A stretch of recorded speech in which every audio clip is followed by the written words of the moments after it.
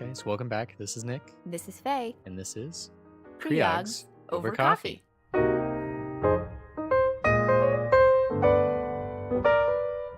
So today we have with us Dr. Sean Blackwell. Dr. Sean Blackwell is the chair of the Department of Obstetrics, Gynecology, and Reproductive Sciences at the McGovern Medical School at UT Houston.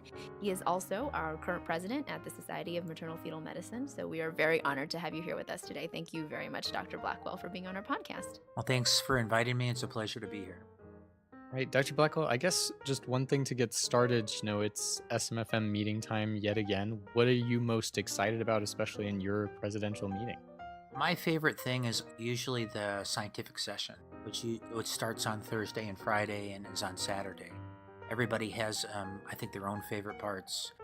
I've been coming to SMFM since I was a second-year resident, and we were just talking about this at the board meeting. The very, very first meeting I ever went to was actually in Hawaii. Oh, wow. So I think that Wow. programmed me to think that this is an awesome meeting. But my favorite part is after the opening session on Thursday morning. Really, the very first thing as part of the meeting are like the top 8 abstracts or presentations out of the 1,000 that get accepted. It's the best of the science, either the greatest contribution, the most innovative, or the coolest stuff that's there. So it's really fun to sit there and to listen to that. So I'm always kind of on the edge of my seat. I like to sit close to the podium, be able to hear, see the slides real well. I always look forward to Thursday morning. And then, Dr. Blackwell, so can you tell us a little bit more about your background? I know that our listeners are probably very interested in kind of knowing things like how you became interested in obstetrics and gynecology and ultimately chose maternal fetal medicine. And also, can you tell us a little bit about your current work and what you're interested in right now? Sure. Thanks for asking. So I went to medical school at the University of Illinois. I actually started in Champaign, and then Peoria, and then Rockford. And at that time, I knew I wanted to be an OB-GYN physician. I'd followed around a family physician and an obstetrician in my hometown, thought it was the coolest thing in the world. And then through medical school, just through selection, I figured out that, I love little kids, but being their doctor doesn't sound like a great fun thing when they're sick and they're crying. And I liked hanging out with guys and my peers and older men and thought they were great, but I didn't want them to be my patients either. So I kind of got selected into taking care of women, and in particular, pregnancy was really, really cool to me. So I finished at the University of Illinois, and I was really interested in high risk pregnancy care and critical care medicine. At the time, I wasn't, you're like all fourth year medical students, you think you know what you want to do, but aren't really sure. So I picked a place that I thought had the most, it was going to be the hardest place to take care of sick women and to be really, really well trained. So I went from Illinois to Detroit. So I went and was an intern at Wayne State University.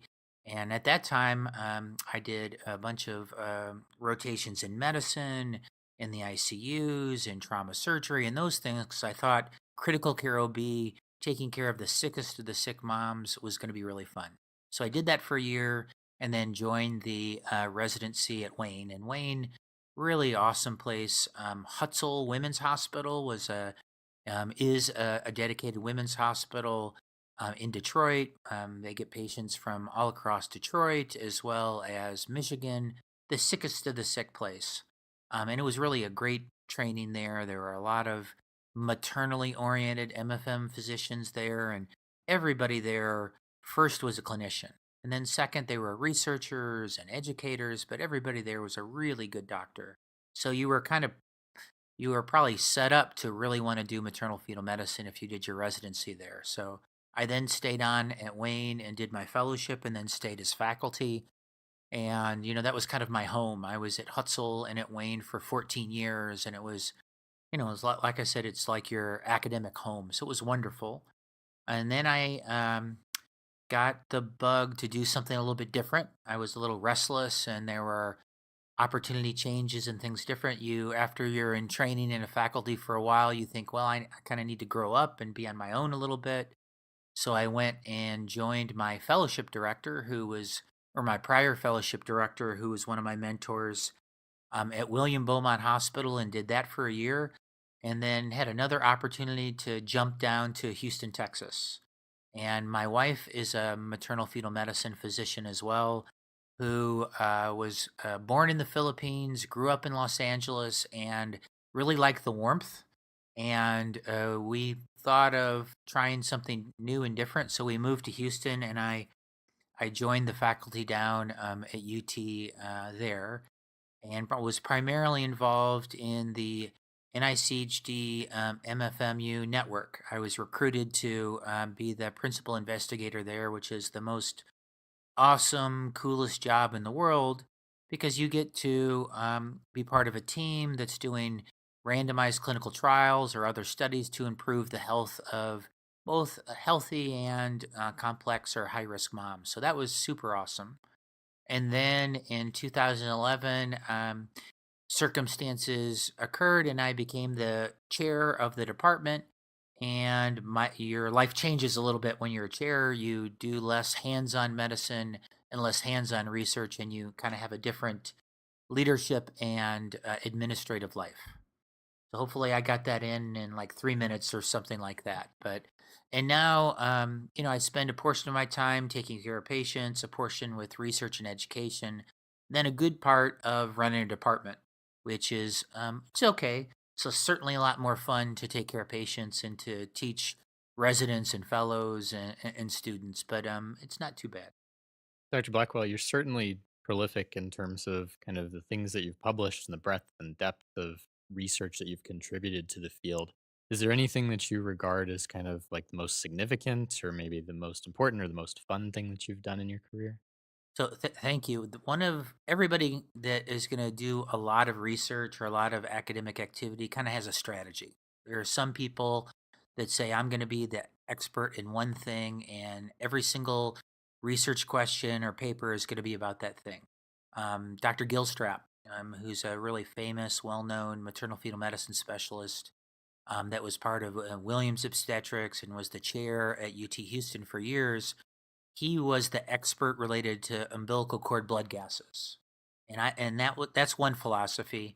When I was a resident and then a fellow, and I kind of knew I wanted to do this, I decided to try to do papers or research studies in lots of different areas, so that I thought that that would make me an expert in these areas. Because do a if you do research and write a paper, you better know what you're doing. So you get a lot of background, you dig into the literature. So I wanted to get into preeclampsia, preterm birth, meconium, shoulder dystocia, labor management, uterine rupture, TOLAC, all those things. So I kind of jumped around a little bit. And again, it gets into my interest in clinical questions and my ADHD a little bit. Very unmedicated, just to let you know.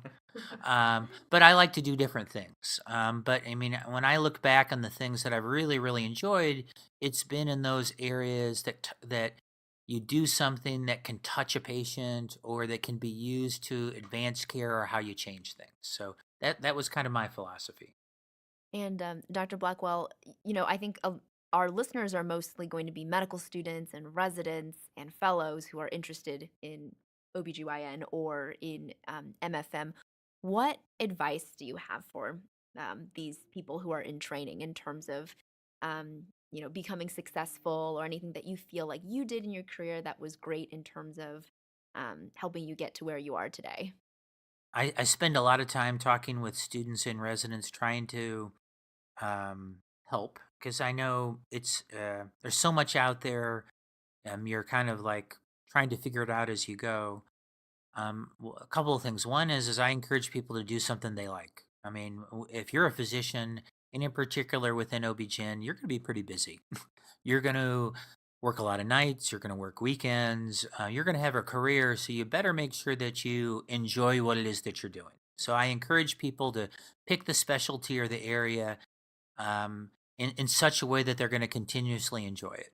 So that to me is one thing. The other aspect is as you're going through and developing your career, I think we sometimes try to do too much, and I think it is worthwhile to focus. And in the research area, It's way better to do one paper and write a good paper, do a good research study, get it published, than it is to do five abstracts at different meetings or five posters. So it's really kind of quality over quantity when you're in the academic world. And, if you take a deeper dive into these topics, I think you're better for it. You can definitely pursue knowing a lot of things in different areas, but there are some things you want to take a deep dive to. So those to me are the two things that I try to be consistent in giving feedback about. Dr. Blackwell, what keeps you grounded? Anything that kind of keeps you on the ground outside of work and research? Well, like many people that do this, having work-life balance hasn't been something I'm very good at for a really long time. So over the course of life, I've certainly, when I look backwards at age 52, after being out of training, I think I finished fellowship 18 years ago. I really wish I would have done a better job with work-life balance. I've got two kids, one's 20, one's 16. I wish earlier on I would have been in the hospital less and doing things at home more. So I'm definitely not somebody that practices what I preach now. That being said, over the last several years, I've done a much better job. I've gotten into two things that have helped me at this phase of life, and I'm not sure I would have had the self awareness 10 years ago or 15 years to do it, or the need. But I'm into meditation and yoga. So I do a good amount of transcendental meditation. I started a year and a half or 2 years ago, and that's helped me quite a bit. And then I'm interested in yoga, and that's helped me eat better, sleep better, do all things better, get some of the nervous energy out. And I think everybody should have some outlet. And then I've spent a little bit more time on hobbies and passions and other things related to that. So I would encourage everybody to read, be a constant reader. Doesn't matter what, just continue to learn stuff, get smart, develop yourself and as a full spectrum as opposed to just Gabby or Williams or the Gray Journal or the Green Journal. Again, read all those things, but read some other books that better yourselves. I think those are good things. What book's on your bedside table? Right now, I have one. It's called "Never Settle for Half." It's a book.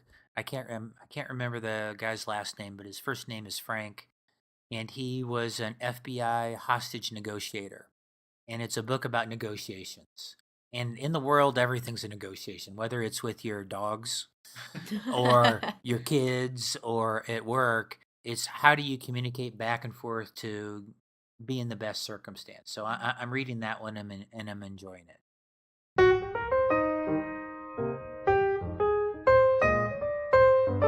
Thank you again for being with us today for our podcast, Dr. Blackwell. Once again, I'm Faye, And I'm Nick. and this is Kriog's Over Coffee. So, guys, if you enjoyed the podcast today, please take a look at us on iTunes, Google Play, Spotify, Overcast. Overcast, or wherever else you get your podcasts. Give us a 5-star rating and review. You can also find us on social media on Twitter at Kriog's Over Coff 1, on Facebook at Kriog's Over Coffee, and on our website at www.kriogsovercoffee.com.